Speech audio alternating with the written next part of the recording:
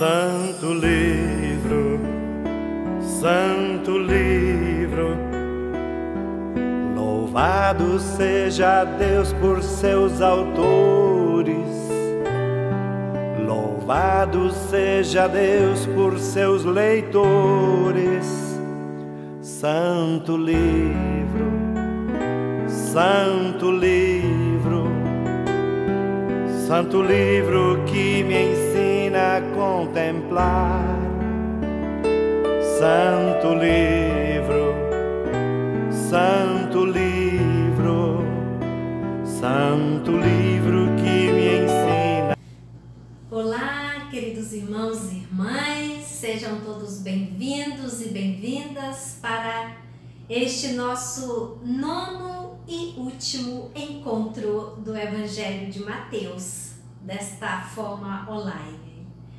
É com grande alegria que depois desse percurso, de fazermos na casa de Mateus, através de 8 encontros, hoje nós vamos concluir esta nossa caminhada de encontros online. Com a graça de Deus, vamos continuar nossos ciclos bíblicos. Daqui a um tempo vamos ver como é que vamos nos organizando, já que passamos um pouco do contexto histórico, social, a formação da comunidade mateana, perpassamos a origem, conhecemos um pouco deste evangelista, os grupos da época em que Mateus se dirige, conhecemos os conflitos existentes na sociedade da época, o conflito com o judaísmo formativo, percebemos aí a configuração da comunidade mateana, como Mateus dirige-se para os judeus convertidos. E depois vimos a composição, a organização do Evangelho, como é que ele foi organizado, a metodologia que o autor usou para organizá-lo de uma forma bem catequética. Vimos a divisão em 5 blocos, chamado de livrinhos, conhecemos todos eles. A cada bloco nós vimos uma narrativa e um discurso. E como o nosso tempo foi bem resumido, para falarmos de todos os discursos e as narrativas, nós optamos para falar do discurso de Jesus. A cada livrinho tem um discurso e uma narrativa.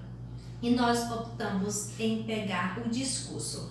Primeiro discurso, segundo, terceiro, quarto e agora o 5º discurso. Vamos ver se a gente lembra, se você consegue lembrar, o primeiro discurso, o grande discurso do Sermão da Montanha, das bem-aventuranças. Jesus que chama as pessoas que acolhem esta palavra, que acolheu o seu projeto, chama de felizes, os pobres em espírito. E ele vai perpassando com 8 características de felizes. Esse foi o grande discurso, que foi do capítulo 5 ao 7. Nós pegamos só esse discurso, o primeiro discurso do monte, com o sermão, que é uma grande catequese, um código de organização de vida para quem quer segui-lo.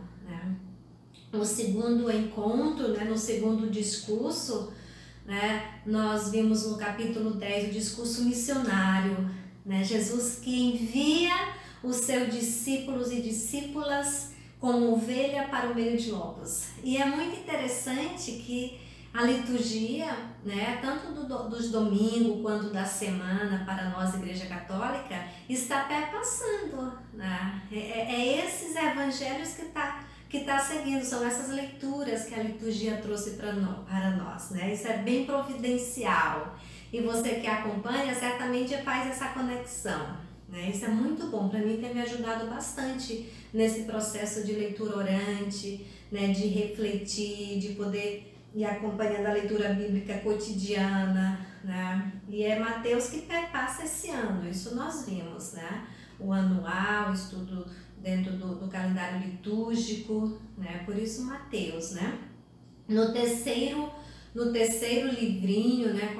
Com o terceiro discurso, nós vimos o discurso da semente, né? Jesus que anuncia o reino em parábolas, né? Vimos um pouco o que é uma parábola, né? Muito interessante, né? Gente, compreender essa proposta das parábolas de Jesus, né? O que é? Vimos que naquela época as pessoas não tinham acesso à educação como nós temos hoje, né? Grandes possibilidades de livro, de literatura, de tantas formas que a gente tem para nosso aprendizado. E na época de Jesus não tinha isso. As pessoas eram sábias, a sabedoria popular, né?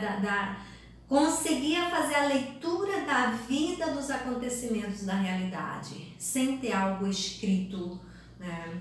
Como nós temos hoje. A gente tem tantos usos, né? Possibilidade, a tecnologia hoje nos propõe tantas coisas boas, né? Para o nosso conhecimento, e a sabedoria popular da época era muito forte, né? As pessoas conheciam toda a questão, né, do sol, os eventos da natureza, porque sabia compreender, ler, né, e compreender a sua vida dentro dos eventos da natureza, né? E Jesus, numa forma muito prática, como eram os ensinamentos da época, ele usa acontecimentos, ele pega um estilo muito próprio, muito gostoso de ouvir, né? Por isso que muita gente ouvia, porque as parábolas que Jesus contava não era desconexa do contexto da sua vida, não, do povo. Ele trazia exemplos muito próprios, né? Do fermento, da semente, do pão, da rede, porque Jesus falava para umas pessoas que era própria dessa realidade, né? Então ele vai falar, anunciar o reino de Deus de forma de parábola. Isso nós vimos no capítulo 13, né, o discurso daí das parábolas, né? Uma forma muito bonita. E ultimamente nós temos ouvido esse discurso de Jesus nas nossas liturgias dominicais, né? Coisa mais gostosa poder ouvir, né? E caminhar com o Evangelho de Mateus, né, em nossas comunidades, né? E aí o quarto discurso nós vimos, né, o capítulo 18, né, o 18, né, todo um processo, uma parábola de perdão, onde Jesus, né, é o discurso para a comunidade mateana, né, do perdoar sempre, né, de não haver ninguém maior, querer ser maior na comunidade, né? E Jesus usa, né, formas muito práticas de conversar com as pessoas e que as pessoas entendam e que marca o coração, né? Essa forma gostosa de gente ouvir quando alguém está falando, pregando umas coisas tão simples, como isso bate no coração da gente. Imagina Jesus com sua prática, com essa capacidade, né, de interagir, de tocar o coração das pessoas, né? Então, o quarto discurso, né, foi toda essa possibilidade de uma comunidade que dialoga, que se coloca igual, onde ninguém quer ser maior que ninguém, né? Onde o amor vai superar todos os conflitos, né? A discórdia, né? O processo, né? E hoje, no último discurso, no último livrinho, né? O capítulo 25, eu convido você já pegar a sua Bíblia no capítulo 25, né? Onde nós vamos... E esse discurso, o discurso de Jesus, vai do 24, né, até o 25, o 26, né, que é o 25 todinho, né? Então é o último discurso que é fantástico, né? Onde nós vamos perceber agora a composição de 3 parábolas de comparação que Jesus pega para falar sobre o juízo, né? Como é que nós vamos ser julgados, né? Como é que essa comunidade vai se confrontar no juízo final, né? E aqui a gente vai prestar bastante atenção, né? Porque todos os discursos ele perpassam um ao outro, né? Desde o primeiro Sermão da Montanha, né? Felizes são os pobres, felizes os mansos, né? Felizes os misericordiosos. E depois ele vai, né, falar do amor, né, do perdão, né? E aí aqui nesse último discurso do capítulo 25 que nós vamos pegar, né, nós vamos perceber o sumo disto tudo que nós já perpassamos, né? Como é que nós vamos ser julgados no dia do juízo final, que todo mundo tem medo, né? Que a gente, quando se confronta, mas a gente vai ser julgados, né? E aqui nós vamos ver qual é o conteúdo do julgamento, né? Na compreensão e na comunidade mateana, como é que eles se confrontam com esse julgamento. E é uma leitura riquíssima, né, onde a comunidade vai se confrontar com a prática da misericórdia e da justiça. Nós vamos convidar o Espírito Santo de Deus para nos dar sabedoria, nos dar entendimento, né, nos abrir o coração para esse momento e que ele venha ser esse divino incômodo, né, de querer sempre mais compreender as Escrituras, amar a Deus e amar os irmãos e amar-nos também. Vinde, Espírito Santo, enchei os corações dos vossos fiéis e acendei em nós o fogo do vosso amor. Enviai, Senhor, o vosso Espírito e tudo será criado e renovareis a face da terra. Oremos. Ó Deus, que instruíste os corações dos vossos fiéis com a luz do Espírito Santo, fazei que apreciemos retamente de todas as coisas e gozemos sempre de sua consolação. Por Cristo nosso Senhor. Amém. Vamos passar então o capítulo 25. Né? O capítulo 25, né? Que o foco da atenção é que é muito preciso, né, nesse capítulo. O que acontecerá no final dos tempos, quando Jesus vir para julgar, né? E as comunidades que seguem a palavra e a prática de Jesus continuarão ativas na história até que o reino de Deus se torne inteiramente conhecido a todos os povos. Então virá o fim, o julgamento, o estabelecimento do reino eterno. E diante do que as pessoas serão julgadas quando vê esse reino eterno, né? Então, de que as pessoas serão julgadas? Faz o nosso pensamento voar e voar, e a gente se preocupa, né? Mas eu convido você para pegarmos o capítulo 25 de Mateus. O capítulo 25, né? São 3 histórias que nós vamos aprofundar hoje, né? 25, de 1 a 13. Né? Naquele dia, o reino do céu será como 10 virgens que pegaram suas lâmpadas de óleo e saíram ao encontro do noivo. 5 delas não tinham juízo e as outras 5 eram prudentes. Aquelas sem juízo pegaram suas lâmpadas, mas não levaram óleo consigo. As prudentes, porém, levaram vasilha com óleo, junto com as lâmpadas. O noivo estava demorando e todas elas acabaram cochilando e dormiram. No meio da noite, ouviu-se um grito: "O noivo está chegando, saiam ao seu encontro." Então as 10 virgens se levantaram e prepararam as suas lâmpadas. Aquelas que eram sem juízo disseram às prudentes: "Deem um pouco de óleo para nós, porque nossas lâmpadas estão se apagando." As prudentes responderam: "De modo nenhum, porque o óleo pode faltar para nós e para vocês. É melhor vocês irem aos vendedores e comprar." Enquanto elas foram comprar óleo, o noivo chegou e as que estavam preparadas entraram com ele para a festa de casamento. e a porta se fechou. Por fim, chegaram também as outras virgens e disseram: Senhor, Senhor, abre a porta para nós. Ele, porém, respondeu: Eu garanto a vocês que não as conheço. Portanto, fiquem vigiando, pois vocês não sabem qual será o dia nem a hora. E aqui está a primeira história, né? Das 10 virgens, né? Temos essa parábola, né? O reino do céu é comparado com uma festa de casamento. Na Palestina, no tempo de Jesus, a festa durava vários dias. Havia todo um ritual de espera da chegada do noivo com seus amigos para selar o contrato de casamento, que era o momento mais importante da festa. Na parábola, Jesus é o noivo das comunidades cristãs.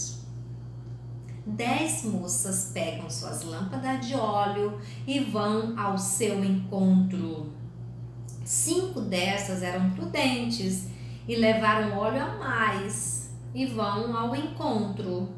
As outras 5 estavam desprevenidas, imprudentes, não levaram reserva de óleo. Tem o ditado que diz que cabeça que não pensa, corpo padece. Foi o que aconteceu com essas moças, né, que não pensaram de levar uma latinha de reserva de óleo para colocar no momento que suas lâmpadas estivessem secas. Né? Aconteceu então o que? O esposo atrasa para a chegada. Todas dormem. À meia-noite, anunciada a chegada do esposo, as moças pegam rapidamente suas lâmpadas para encontrá-lo. Mas as lamparinas das imprudentes se apagaram. Não tem mais óleo. O esposo abre a porta. Entram aquelas que estavam prevenidas com suas lamparinas acesas e com óleo. As outras, ele diz, não as conheço. O evangelista conclui: fiquem vigiando, pois vocês não sabem qual será o dia nem a hora. O versículo 13. E a pergunta que nos cabe fazer: que óleo precioso é esse? Aqui voltamos à preocupação do tema central de Mateus, que é a justiça. Lembra que Mateus sempre fala, né, da justiça, né, e perpassa todo o seu evangelho. O óleo é claramente a prática da justiça. É ela que testemunha o compromisso com Jesus, que é o noivo. Refletimos no 5º encontro sobre o discurso Sermão da Montanha, este versículo, vê se você lembra, no capítulo 5, no versículo 16, que a luz de vocês brilhe diante das pessoas para que eles vejam as boas obras que vocês fazem e louvem o Pai de vocês que está no céu. Lembra desse versículo? Sem óleo, a lâmpada não se acende. E antigamente, para a nossa região do Nordeste, né, a gente usava lamparina. E a lamparina não era com óleo, nós chamávamos de querosene. E quem fez essa experiência, né, de comprar querosene para as lamparinas entendem muito bem. E como faz diferença uma lamparina numa sala grande, clareia tudo. Que hoje, com a energia, quando falta energia, que a gente pode botar 5 lamparinas, mas não clareia, continua escuro. Olha o que é, né? E naquela época, a lamparina precisava estar bem abastecida com o seu querosene. E aqui, a linguagem é o óleo, que é semelhante. Sem a prática da justiça, a humanidade não pode descobrir o seu caminho. Caminho que é a vontade de Deus. E ao mesmo tempo o maior desejo das pessoas que almejam por justiça. Então o óleo, meus irmãos, o querosene, aqui nesta linguagem, a prática da justiça.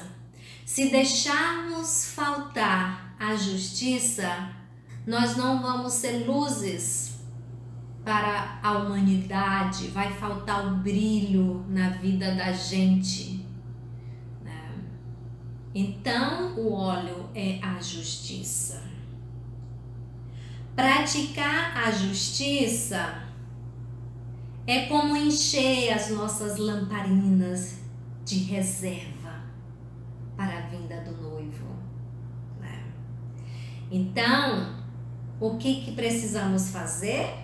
Praticar a justiça enquanto é tempo, porque depois pode ser tarde demais, como aquelas jovens imprudentes, né? Por isso que não podemos deixar para amanhã aquilo que a gente pode fazer hoje. Todo mundo conhece esse dito, né? Muito com essa sabedoria que esse ditado popular tem, né? A sabedoria não consiste em estar acordado, não é isso, ficar vigiando, porque todas elas dormiram, mas está devidamente certo de suas atitudes a respeito do óleo da justiça, para consigo mesmo e para com os outros. A prática da justiça na vida cotidiana, ela é um óleo fantástico. Quem é fiel nas pequenas coisas vai ser fiel nas grandes coisas, já diz Jesus nos evangelhos, né?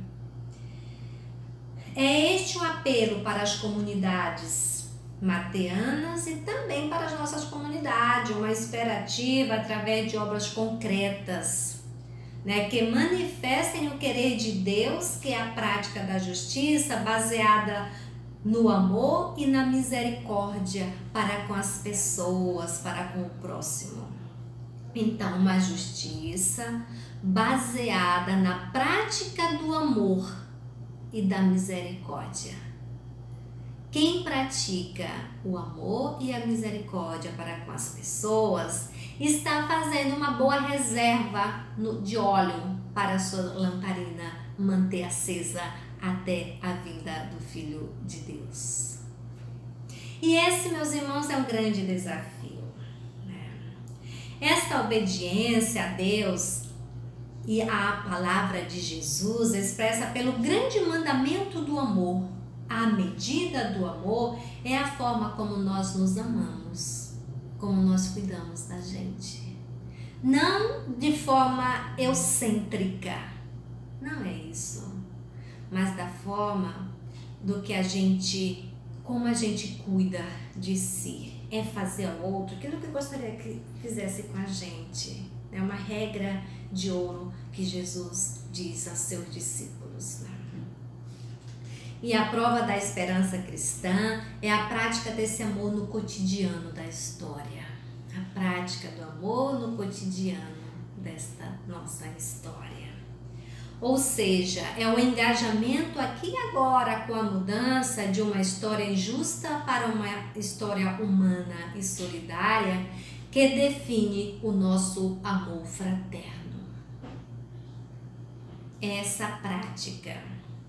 Depois dessa parábola, Jesus conta outra parábola, que é a dos talentos, muito conhecida, que nos propõe o desafio de arriscar aquilo que somos e temos para que o reino de justiça aconteça. Você percebe a prática de Jesus de falar em parábolas? Olha, pega uma história tão simples que o povo certamente usa, né? A lamparina, a lâmpada e o óleo, para falar de quê? Do amor e da justiça. E certamente nunca essas pessoas esqueceram isso, porque virou escrito e chegou até nós. Que sabedoria fantástica, né? Aonde que nós íamos imaginar que o óleo numa lamparina, né? Que esse azeite, né, essa substância tão importante fosse ser comparado com a justiça. E só entra quem pratica a justiça, só entra no reino de Deus, é a prática da justiça. Queridos irmãos e irmãs, isso aqui é muito interessante para nós, porque às vezes a nossa religião, a gente é tão rigorosos com nossas práticas, né? de orações, de tantas coisas. Não que não seja importante, é muito importante. Mas Jesus aqui não está dizendo quantas vezes você rezou, você se prostrou, você gritou, você louvou. Não é, ele não está dizendo isso. Ele está dizendo a justiça para com os empobrecidos, como nós vamos ver logo mais. Gente, isso daqui é fantástico, é para a gente revisar a nossa vida. O que Mateus queria dizer com isso? Certamente na sua comunidade mateana estava havendo um desequilíbrio de muita oração sem ação. Porque ora e ação, você se conecta com Deus para ter força para ir para a ação do bem comum, né? E aqui, quando isso está desequilibrado, aí se torna um ritualismo. E aí, longe de Jesus. Por quê? O que ele fazia? Ele se retirava, né, de madrugada, seja, né, para a oração, para o encontro com o seu Pai, para depois ele partir para a ação de solidariedade, de fazer o bem, de curar, de amar e de cuidar, né, das pessoas que ele encontrava. Então, logo em seguida, do capítulo 14 até o 30, nós vamos ter uma outra parábola que eu convido para você notar e depois você vai ler, mas eu vou fazer um resumo dessa parábola, tá bem? Então, a parábola dos talentos, né? Uma esperativa capaz de correr o risco, né? E essa leitura é muito importante, né? Preste bem atenção, vamos acompanhar você que está com sua Bíblia, né? Vai passando o olho nela e eu vou falando aqui, você vai acompanhando. O Evangelho fala de um proprietário que ia viajar para o estrangeiro. Ele chama seus empregados e lhe confia a administração de seus bens. A um entrega 5 talentos, a outro ele entrega 2 talentos e ao terceiro ele entrega 1 talento. E o Evangelho diz que cada um recebeu conforme suas capacidades. Então o patrão volta, chegou e procurou os empregados para prestar contas. Os 2 primeiros fizeram render em dobro, menos o último, que com medo de arriscar, enterrou o talento e na volta do patrão o devolveu da mesma forma como tinha recebido. Vamos lembrar que 1 talento equivale a cerca de 34 quilos de ouro. Portanto, é um valor estimável, muito importante, né? O miolo desta questão está entre o diálogo do proprietário e do empregado que recebeu 1 talento. Vamos entender. O que impedia o empregado de fazer produzir o talento não foi a preguiça, porque a gente poderia dizer foi preguiçoso. Não foi preguiçoso. Mas o medo da severidade, da bravura do proprietário, porque ele conhecia quem era esse proprietário. Assim ele devolve ao dono o que lhe pertence. Nem mais nem menos, né? Se formos falar em termos de justiça, ele está quite, estava perfeito, né? Na verdade, ele não conhecia o proprietário, pois suas exigências iam além do que já lhe pertencia. E a consequência, o empregado foi expulso de sua casa. Isso lá no versículo 30. Depois você confere, vai fazer essa leitura bem direitinho, que tem vários detalhes, né? E aí diz, quanto a esse empregado inútil, será pego e jogado na escuridão. Aí haverá choro e ranger de dentes, no capítulo 30, no versículo 30.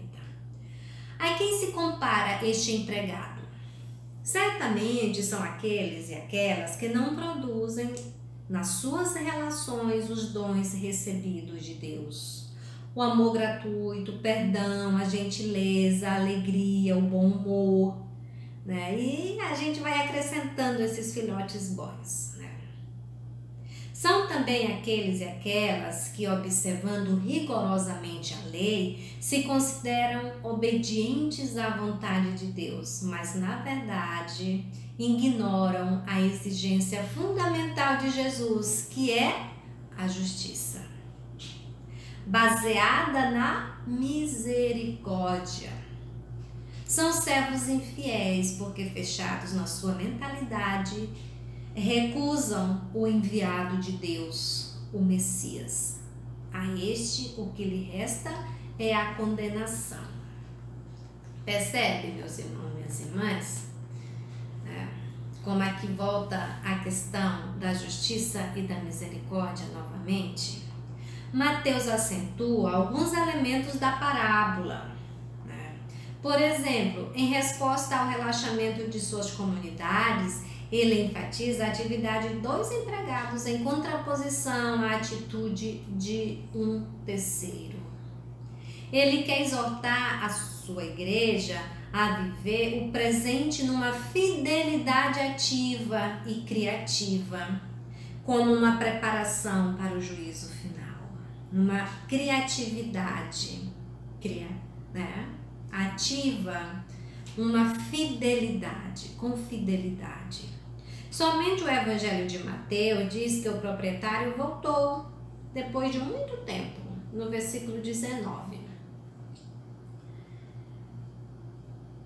Sinal de que havia desistência de pessoas na comunidade mateana pela demora da volta do Senhor, porque eles esperavam que o Senhor vinha logo.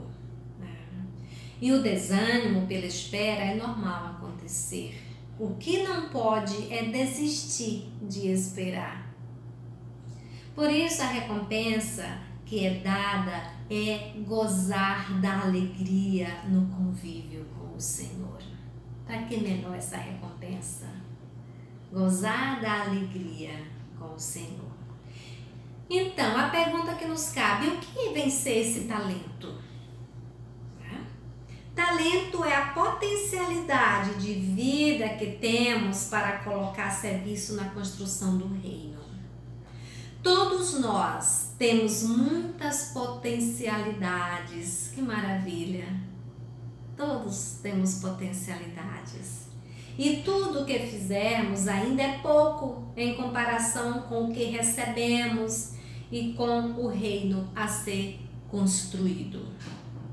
O que se exige é a capacidade de correr o risco com responsabilidade e compromisso. Correr o risco com responsabilidade e compromisso. Foi aqueles 2 cidadãos que fizeram. Aquele homem que enterrou o talento matou sua responsabilidade de viver e produzir vida.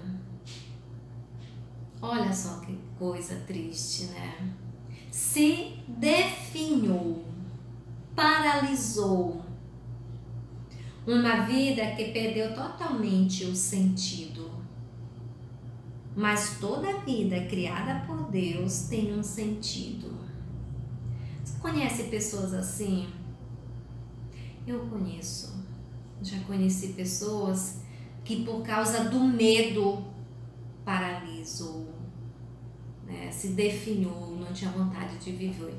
E acaba, de fato, por vezes, tirando a vida, a beleza, o encanto. Que triste, né? Meus irmãos, né? Vamos perceber a potência do medo na vida da pessoa. O medo paralisa, o medo faz a pessoa andar cabisbaixo, não ter alegria, né? Sem autoestima, e aí não tem alegria, e aí não rende, e aí não se doa, e aí não vê a beleza da vida. O nosso compromisso, minha gente, é a gente ajudar as pessoas a vencer o medo, porque o medo ele é bom quando a gente sabe usar, porque quem não tem medo arrisca demais, né? Muito para frente, né? É um equilíbrio da vida. Precisamos ter equilíbrio, né, para viver. O medo é uma ferramenta muito oportuna na nossa vida, né? Portanto, quando ele nos atrofia, aí já é doente. A gente precisa lutar, buscar ajuda, né? E na comunidade, a nossa missão, todos nós, é de ajudar as pessoas a superar o medo, para desabrochar, para poder colaborar de forma bela, livre, alegre com o seu potencial e não enterrar os talentos, né? Não enterrar sua capacidade de doar-se na vida comunitária, na vida social, né? Você não conhece pessoas que dizem que eu não vou porque eu tenho medo, né? A gente não vai porque tem medo. E, de fato, quando a gente não vai, o medo nos paralisa.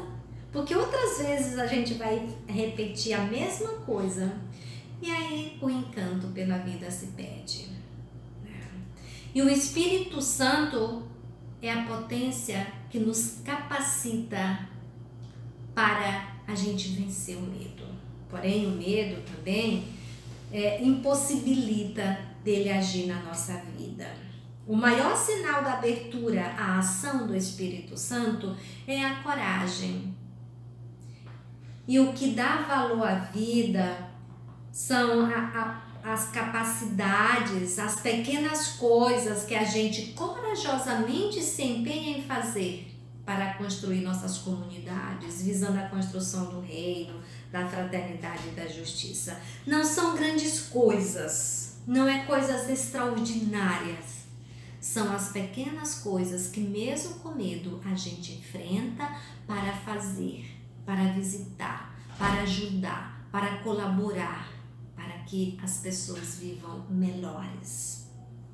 Entendeu? Então, quando a gente coloca o talento a produzir, ele vai render bastante e vai colaborar para que outras pessoas possam também usufruir desse bem.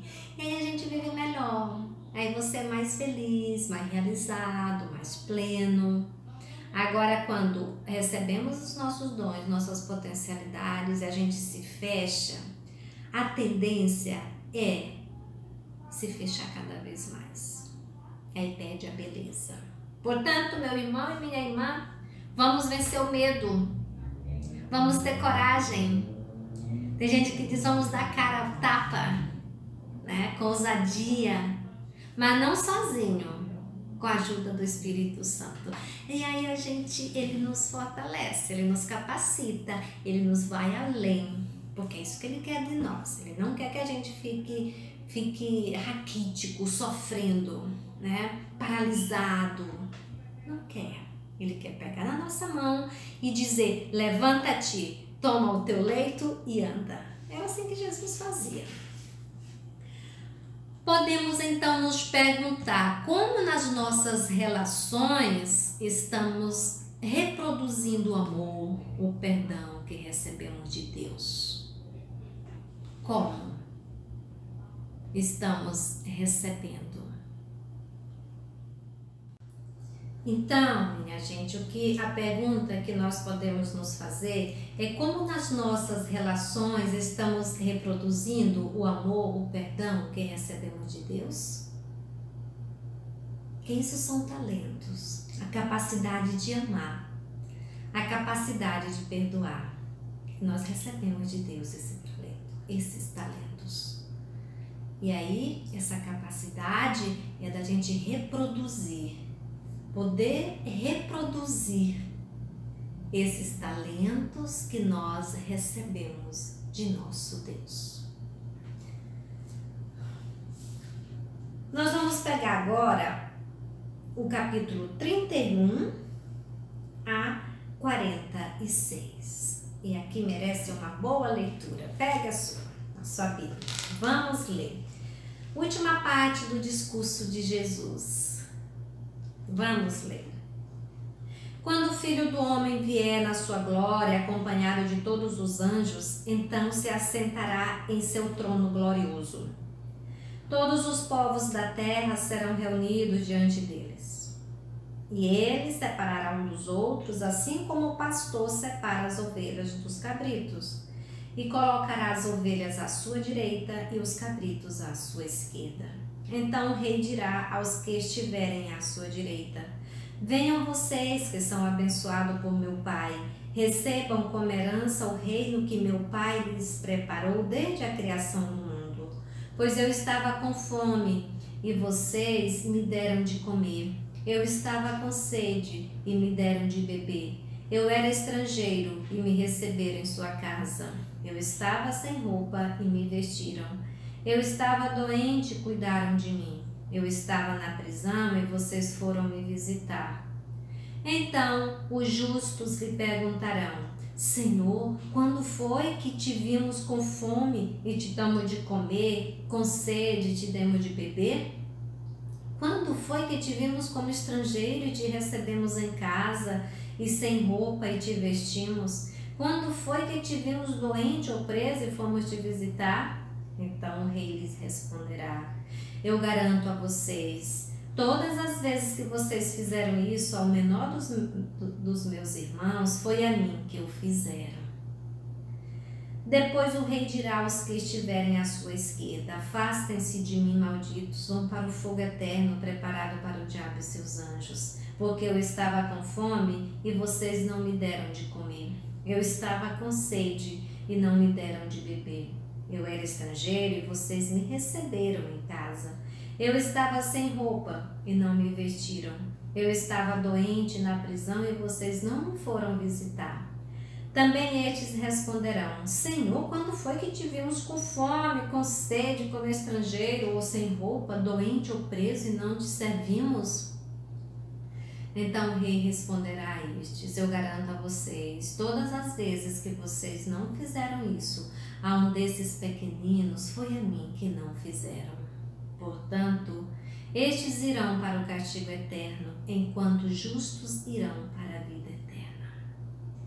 E aqui Jesus concluiu os seus 5 discursos que estão presentes neste Evangelho, com esta parábola caritativa da caridade. Né? Vamos compreender.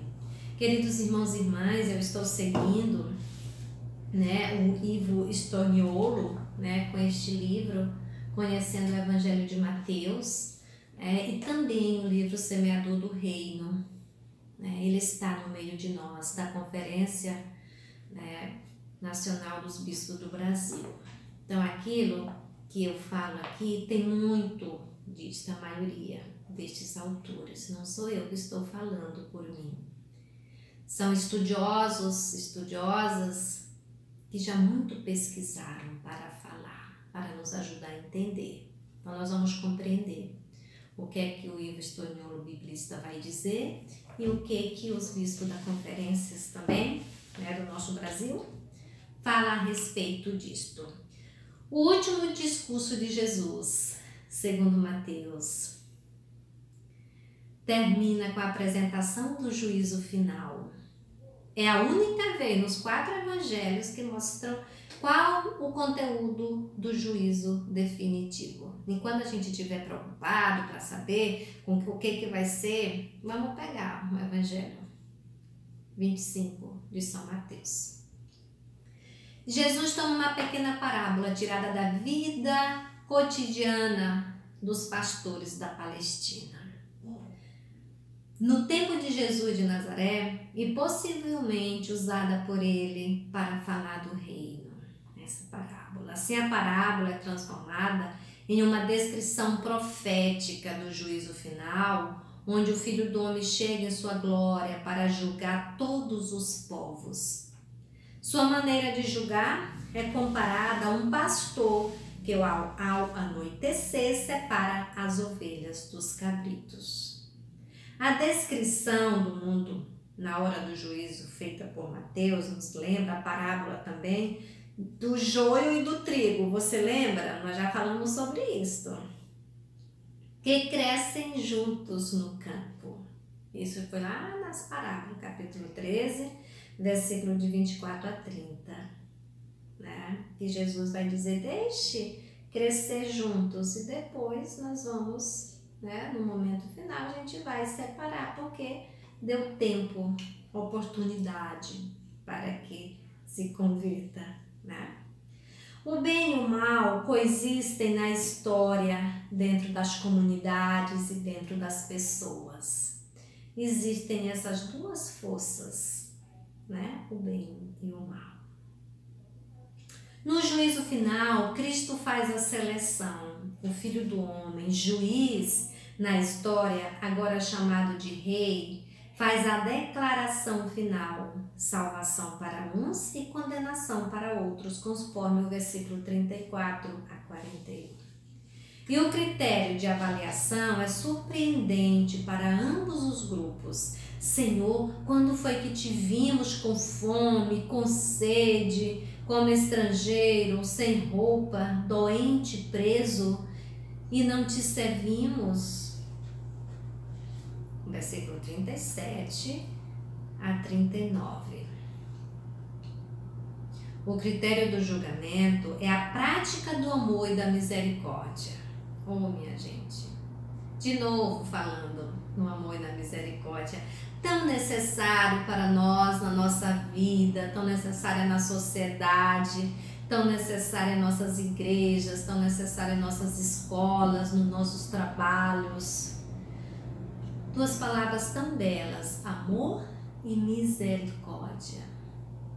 E aqui está o conteúdo da prática do julgamento, né? Com quem esse amor e essa misericórdia? Com os pobres e excluídos, esses que não têm, que precisam ter, né? Este é o conteúdo do julgamento, conforme São Mateus. A prática do amor, que é a solidariedade. E o Evangelho é muito simples. O critério é a justiça, é atender os necessitados, dos que precisam, e não simplesmente fazer para os outros aquilo que eu acho melhor e aquilo que eu gosto ou quero fazer. Essa é a prática, esse é um conselho, né? Se repararmos o tipo de pessoa que Jesus menciona, percebemos que todas são vítimas de um sistema social injusto. Vítima de um sistema social injusto, interesseiro e desumano, que não sabe repartir a liberdade e a vida. Famintos, sedentos, estrangeiro, naquele tempo, nos nossos tempos, os sem casa, sem terra, doentes e presos, tanto no tempo de Jesus quanto no tempo de hoje, são vítimas do sistema econômico e político que reduziram a esse estado e não tem como dele sair. Numa palavra, o critério do julgamento é a nossa atitude diante desta situação de marginalização. Queridos irmãos e irmãs, aqui nós vamos perceber, porque nos versículos, nos capítulos 26 a 28, os últimos final, nós vamos ver por que Jesus morreu pregado na cruz. Foi por causa desta prática da justiça, que ele incomodou o seu sistema a tal ponto do judeu, do Império Romano, dizer: vamos eliminá-lo. Está incomodando demais, está arrastando multidão, já estão nos incomodando. Quando as pessoas incomodam o sistema, perdem seu emprego, são mortos, né, desviados, são martirizados, refugiados, né, são extraditados. Quando as pessoas incomodam o sistema, ele é criticado. E quem persevera até o fim, às vezes, cabe a morte, como fez Jesus. E aqui, queridos irmãos e irmãs, a gente tem que pedir muito a graça de Deus para nos dar coragem de viver essa prática do amor e da misericórdia, da solidariedade. E não é só se importar dando um prato de comida, dando uma cesta básica. Não é isso, porque a fome vai voltar. Nesse tempo de pandemia, né, algumas pessoas perguntavam, eu já ganhei uma cesta, será que eu posso ganhar de novo? Mas a fome volta, minha gente. Né? A gente come hoje, amanhã e depois. É como se tomar banho todo dia, mas a gente fica sujo igual. Né? E aí, como estamos longe, né, de promover, né, projetos de solidariedade que ajude essas pessoas a se manterem, para não viver sempre dependendo da cesta básica, para não viver dependendo das campanhas de doação de solidariedade. Como promover, né, projeto de sustentabilidade social para que essas pessoas tenham seu protagonismo, né, tenham a capacidade de colocar seus talentos a serviço e desempenhar de forma digna, equilibrada, com equidade, com capacidade de desempenhar os seus talentos e colocar a serviço também de tantos outros que precisam, né? E aqui, queridos irmãos e irmãs, né, nessa prática, né, de julgamento que Jesus nos coloca, né, uma possibilidade, né, de fazermos o bem. Isso é o que nós queremos pedir ao nosso Senhor Jesus Cristo, que o Evangelho de Mateus vai nos colocar. As comunidades são cristãs quando praticam esta prática do amor solidário e da justiça, que é o óleo que mantém a lâmpada acesa para entrar no reino de Deus com o noivo, que é Jesus Cristo. Então, todo esse discurso foi para preparar suas comunidades para dizer, olha, vocês serão bem-vindos no reino. Vinde bendito de meu Pai, se vocês fizerem isto. Cada vez que vocês fizerem isto a uns pequeninos, é a mim que estão fazendo. E Jesus se refere muitas vezes aos pequeninos, que são os indefesos da sociedade. Os pequeninos são aqueles também, mesmo que têm capacidade de viver livremente com seus bens, mas tem um coração solidário, que partilha, que ajuda, que se empenha. Né? No segmento de Jesus também havia muitas mulheres, né, que estava do império, né, esposa de pessoas bem desenvolvidos do sistema político-econômico, mas com um coração solidário, que não compactuava com essa postura, né, de uma sociedade econômica, né, que agride as pessoas. E elas seguiam a Jesus. Então, possibilidade de crescer, de conversão, de se colocar sempre a serviço. Jesus tem diante de si os impuros. Ele mais uma vez quebra a lógica do pensamento de sua sociedade. Onde Deus está? No tempo das comunidades de Mateus, alguns pensavam que ele estava na sinagoga e naquelas pessoas justas segundo a lei, que cumpriam a lei conforme era dito. Jesus mostra que Deus está onde ninguém pensa que ele possa estar. É a redefinição do lugar da presença de Deus, redefinição da presença de Deus. Ele está nos malditos do sistema. Se nós vamos ver o profeta Isaías, aí eu convido você para abrir sua Bíblia, no capítulo 57 de Isaías. Vamos ver que não é os biblistas que estão dizendo, e nem eu também, mas o profeta já dizia isto. 57, no versículo 15. Pois assim diz aquele que está no alto, lá em cima, aquele que mora na eternidade e que tem um nome santo.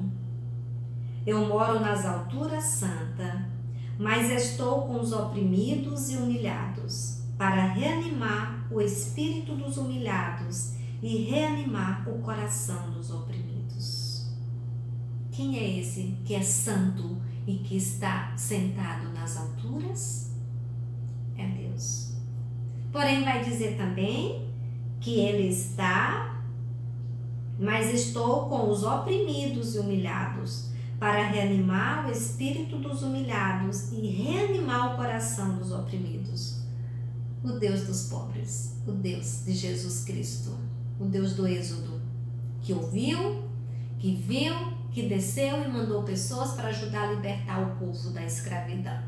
E aqui, hoje, no nosso contexto social, Jesus vê, ouve e sente e envia muita gente, e pode ser você também, para ajudar a libertar as pessoas do jugo do sistema injusto. Porque é nessas pessoas oprimidas que ele está e que me convida e que te convida a denunciar esse sistema. Para isso precisamos ter coragem, ter sabedoria. Por que Jesus diz, olha, eu envio vocês como cordeiro para o meio dos lobos?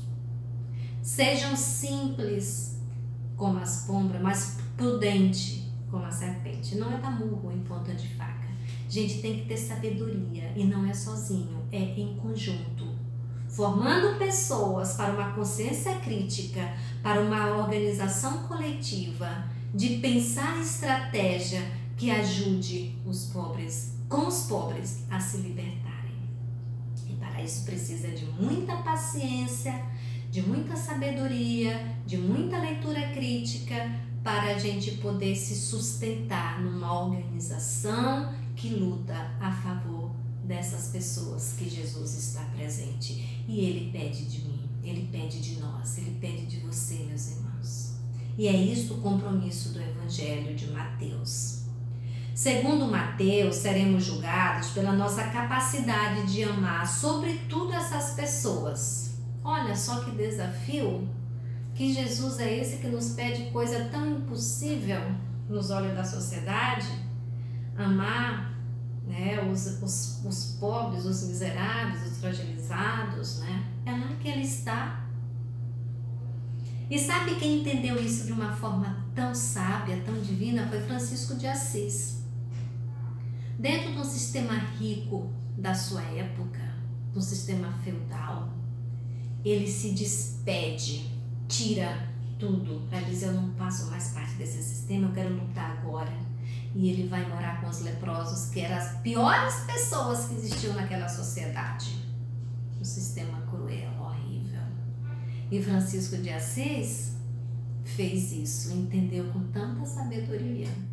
Mas sofreu tanto as injúrias da sociedade, do seu pai que expulsou de casa. Mas ele foi e arrastou multidão. E hoje multidão de gente continua o seu carisma.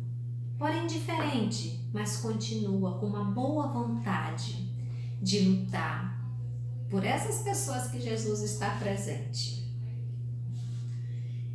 E esse amor tem de ser manifestado em gestos concretos. E Francisco de Assis fez, Clara fez, tantas pessoas fizeram e continuam fazendo, e às vezes a gente nem percebe, mas tem muita gente que faz isso, né?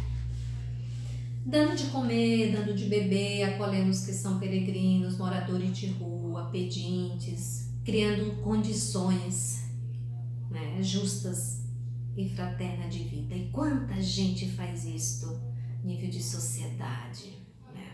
Agora nas enchentes, né, nesse tempo de destruição em vários estados do Brasil, principalmente no sul do Brasil, quanto gesto de solidariedade, é admirável, isso é bonito. Entre nós está e não o conhecemos. Tem uma canção muito bonita que vai dizer isso. Como a carta de Tiago vai dizer, a fé sem obras é morta. E você pode conferir em Tiago 2,17. Conhecer a Deus é praticar a justiça que gera vida. Isaías capítulo 5, 16. Anote aí. O amor a Deus se exprime no amor ao próximo, de tal forma que São João nos diz: quem não ama o seu irmão a quem vê, não pode amar a Deus a quem não vê. Confere lá, 1 João capítulo 4, versículo 20.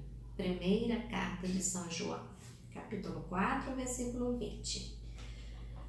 O que define então a nossa vida não é o que falamos, mas o que fazemos. A nossa prática daquilo que nós falamos. Isso, meus irmãos, é um grande desafio para nós. Grande desafio.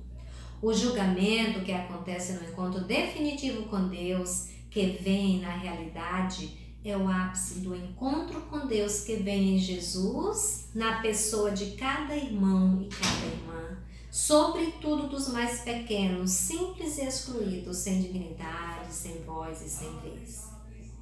Isto pode nos assustar, não é? Assusta, é verdade, mas é uma realidade, né?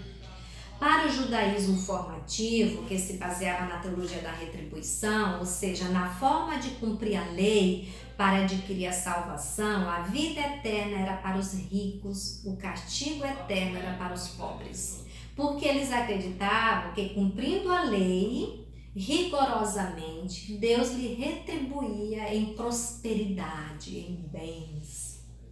Agora Jesus inverte. O reino do céu é para os pobres. Isso ele já dizia lá no primeiro sermão, no primeiro discurso dele. Capítulo 5 de Mateus, no versículo 3. E eles são a mediação do encontro com Deus. Agora, 25, 31, nós estamos vendo isso nesse discurso aqui. É a mediação do encontro com Deus. Essa maneira de agir e de falar de Jesus teve como preço sua própria vida.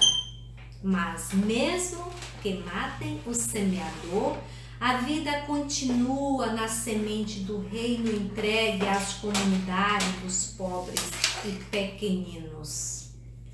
Foi o que aconteceu com muitos mártires de ontem e de hoje. Deram a vida pela causa dos empobrecidos. Se você vai estudar os mártires do tempos passado, como também dos tempos atuais, né? Por que Dom Oscar Romero morreu? Por quê? Por que Irmã Dorothy morreu? Que são pessoas que mais a gente ouve falar, mais a gente fala. Por quê? Que mataram elas. Que mataram Dom Romero. Por que mataram Irmã Dorothy, Irmã Adelaide? Por que mataram essas pessoas? Por que mataram Chico Mendes? Por que mataram tantos outros, Maria do Espírito Santo, tantos outros mártires aqui da Amazônia? Por quê? Porque lutavam por um pedaço de terra para sobreviver. E os outros por defender esta causa. E quem se coloca por esta causa não é fácil não, está sujeito a isso mesmo, porque o sistema opressor não quer mudar. Nós podemos dizer então, meus irmãos, que a proposta de Jesus é uma proposta que anda na contramão da sociedade, tudo ao contrário, não é mesmo? Por isso são poucos os que entendem e acolhem esta proposta, são poucos, tudo ao contrário. Por isso Jesus diz que a porta que leva para a vida e a felicidade é estreita e são poucos os que passam por ela. Felizes são os que entram por esta porta. Defender a causa dos marginalizados é lutar por ela. O resto vem logo, a cruz, claro. Defender a causa dos marginalizados é denunciar a ordem injusta que os produziu. Uma causa que a ordem justa não perdoa. E não ficam calados. E aí é lutar. A morte de cruz era reservada para os subversivos que lutavam para derrotar a ordem criada pela sede do poder e riqueza do Império Romano. Hoje os impérios são outros, mas a sede de poder continua a mesma e os marginalizados se multiplicaram. No entanto, lutar contra o sistema de poder é arriscar a vida, porque quem detém o poder quer sempre vencer. Portanto, o Evangelho de São Mateus nos ensina que o amor e a misericórdia e a prática da justiça para com as pessoas fracas e indefesas é o caminho que leva para a vida eterna. Seremos felizes nesta vida e na outra se assim o fizermos e praticarmos a solidariedade para com estas pessoas. Este é o caminho. A escolha somos nós que fazemos. Você faz a opção. Querido povo de Deus, nestes 9 encontros, fizemos um belo passeio na casa do Evangelho de São Mateus. Vimos muitas realidades, um Jesus que se compadece, um Jesus que nos ensina, que convida as pessoas a perdoar, partilhar os bens. Vimos muitos conflitos das comunidades mateanas com a realidade do judaísmo formativo, né? E para quem acompanhou esta caminhada, certamente sairá desta casa diferente, com outro olhar para o Evangelho e para a vida, e principalmente compreendendo melhor a proposta de Jesus Cristo. Parabéns a você que perpassou esse círculo de estudo bíblico com estes 9 encontros. Não vamos ficar por aqui não. Agora o nosso compromisso é maior. Sabe o que é oração? Ora e parte para a ação. Nós compreendemos e estudamos, não para ficar para nós, mas para que a gente possa contribuir para que outras pessoas conheçam esta proposta do Reino de Deus, que é o amor, a misericórdia e a prática da justiça para com as pessoas menos favorecidas. Louvado seja nosso Senhor Jesus Cristo, para sempre seja louvado. Fique em paz. E na caminhar, quem te lê com amor e com fé, santo livro, certamente viverá melhor. Quem te estuda querendo aprender, santo livro, saberá caminhar, saberá. Santo livro, Santo livro, Santo